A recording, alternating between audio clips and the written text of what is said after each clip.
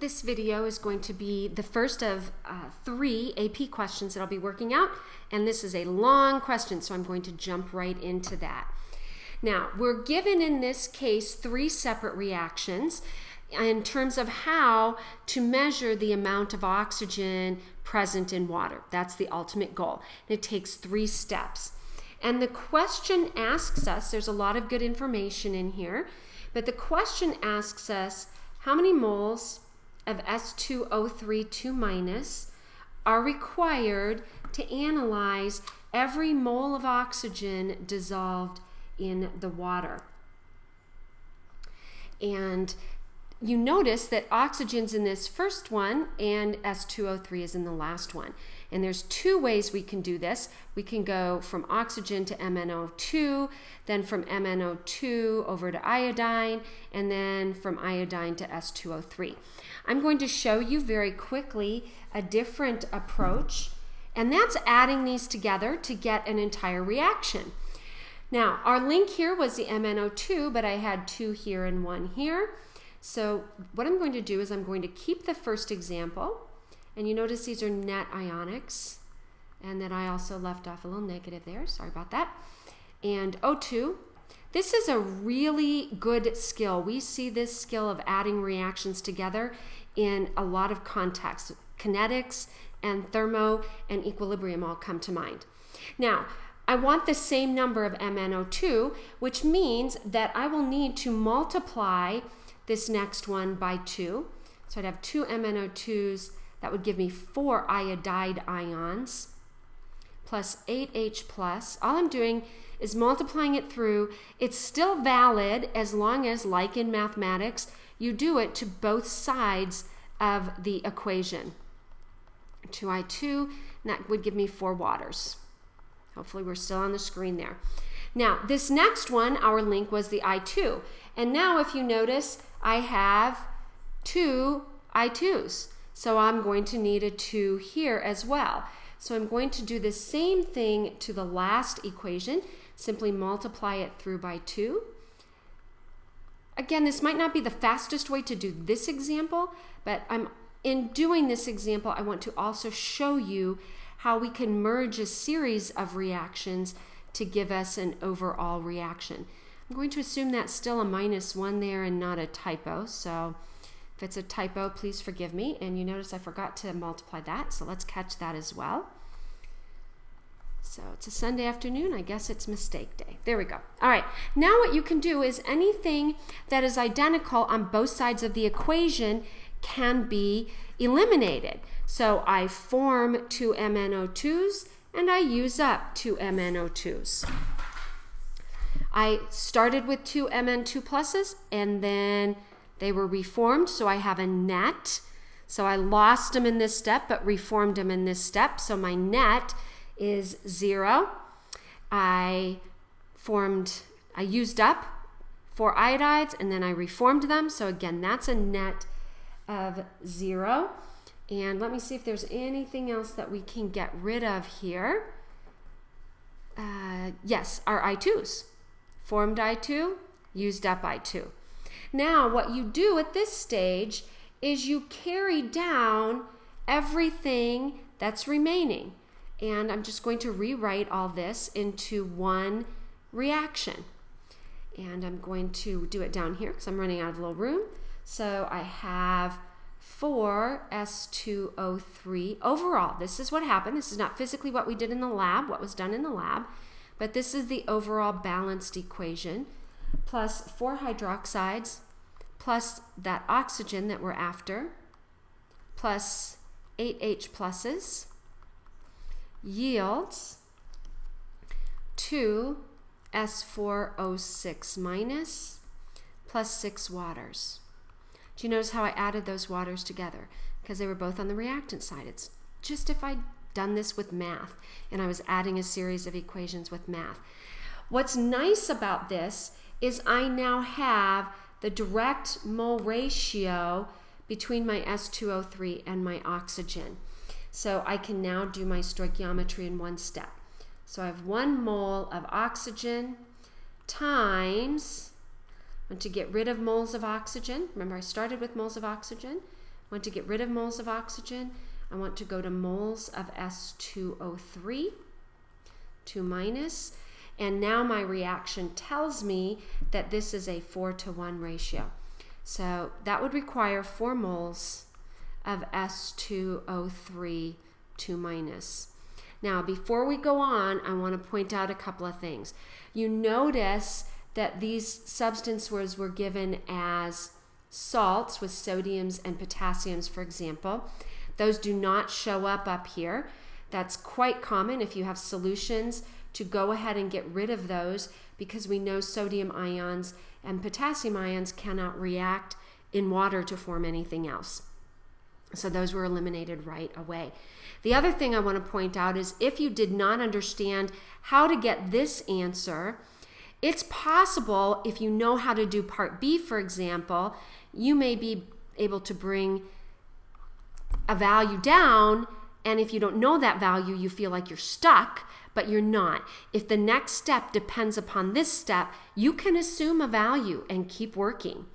So don't be daunted if you don't really realize how to do part A. Now in part B, we're doing a titration. You saw that on your test. A number of you were unfortunately confused about that we use a burette to do a titration. You'll pick it up on your test corrections if you didn't get that right. We're going to use a burette. We have a 50 milliliter sample of water, and we're testing that for oxygen, and it requires 4.86 milliliters of this molar solution. A titration is simply a stoichiometry, and the goal is on the stoichiometry is to reach what's called the equivalence point, at which case we're going to have chemically equivalent amounts of our substances. For us, that's going to be that S2O3 and titrating the I2 that was formed from the original oxygen. So let's take a look at that, and we can use that same stoichiometry that we built up last time. I need to convert my milliliters to liters. If you can't do this in your head, you are certainly allowed to, but if you can't, you do need to set up that conversion factor. Some of you are going the wrong direction there. Now I'm going to go ahead and spell this out, 0.0112 moles of Na2S2O3, and that's going to be for every 1 liter. That's what molarity means. Spell it out. Now, we did this in our tools of the trade. Hopefully throughout these problems you'll understand why I had to bring in some of that mathematics. This is an ion within problem. Many of you could do this in one step, and that's fine. I get 1 mole of Na2S2, excuse me, I'm looking at the ion. Sorry, I get 1 mole of the ion, S2O3, for every 1 mole of the sodium salt that dissociates. So when you do atoms within or ions within, you simply use the subscripts. And in this case, there's only 1 of that S2O3 minus there. Now I'm ready to move to oxygen, and from our previous problem, we had the mole ratio directly. We don't have to do all that work again that we did in the prior example, because we already know that we're going to have every 1 mole of oxygen in the water for every 4 moles of S2O3, 2 minus present. And if you crank through that algebra, and assuming I did it correctly, if I'm not, I'm sure there will be comments or you will call me, 1.36 times 10 to the minus 5th moles of oxygen were present in that 50 milliliter sample. Now, this answer is going to be required for another question. If you didn't get it on this part, again, you can assume amount. Let's take a look at our next part. We're moving away from some of the mathematics, and we're talking about an error analysis issue. Often we will lose substances along the way, and it's not even our fault, so to speak.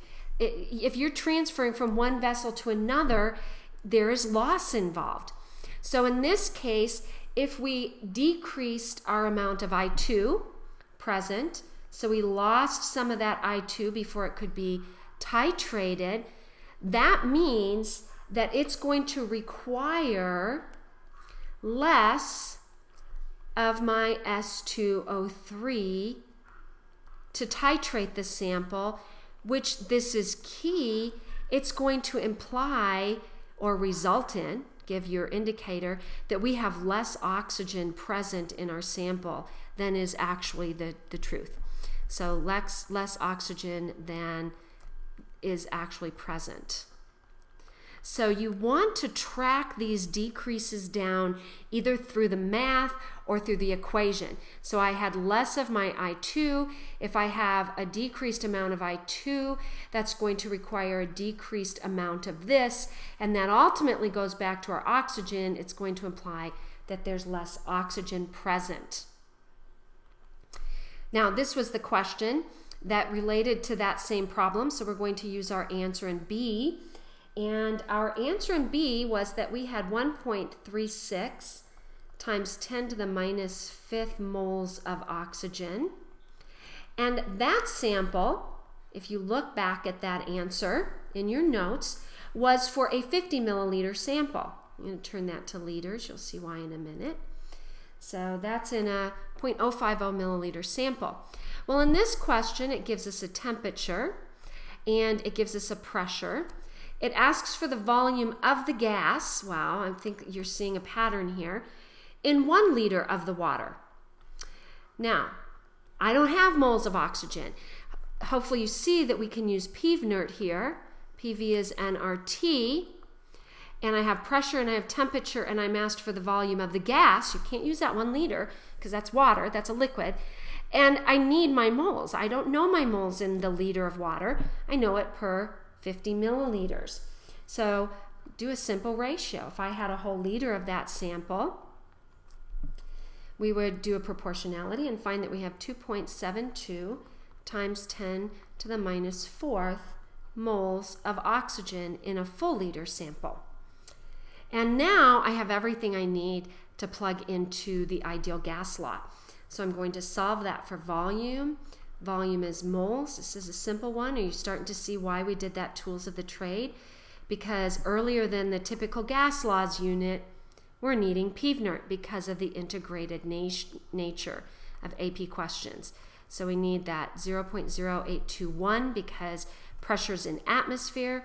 Make sure you always convert T to Kelvin. The only time I wouldn't convert T to Kelvin is if it's a delta T, as we'll see in just a moment. The one and only advantage of using atmospheres is a simpler math, simpler crank out onto the calculator. And if you did that, you're going to get 6.65 times 10. And I did that to 3 sig figs because this is 3, and when you convert that to Kelvin, you end up with 3 sig figs. So that's to the minus 3 liters. Problem doesn't tell me units, so you're welcome to leave them in liters or in milliliters. Now there's one last quick question, and it asks us what kind of indicator we would use for this reaction. And the only thing that really lends itself to the use of an indicator is iodine. Now, when you were in biology, you may have used iodine as an indicator for the presence of starch. In chemistry, we're more often going to be using starch as our indicator for iodine. And that's one of those random things AP Chemistry simply thinks you should know. And I often will ask it in the context of predicting reactions because of that. And so starch is going to be our indicator. When we have starch and iodine present, we would have kind of a bluish purple here. Really almost a black color. We'll do an experiment so you can see that. A blue, really purple, deep purple color, and that's going to fade to colorless as our indication that we've added enough of our S2O3. So that was your first full AP question for this year. And I think you can see that they seem daunting, but if you break them into pieces, they're actually very approachable. So, see you next time.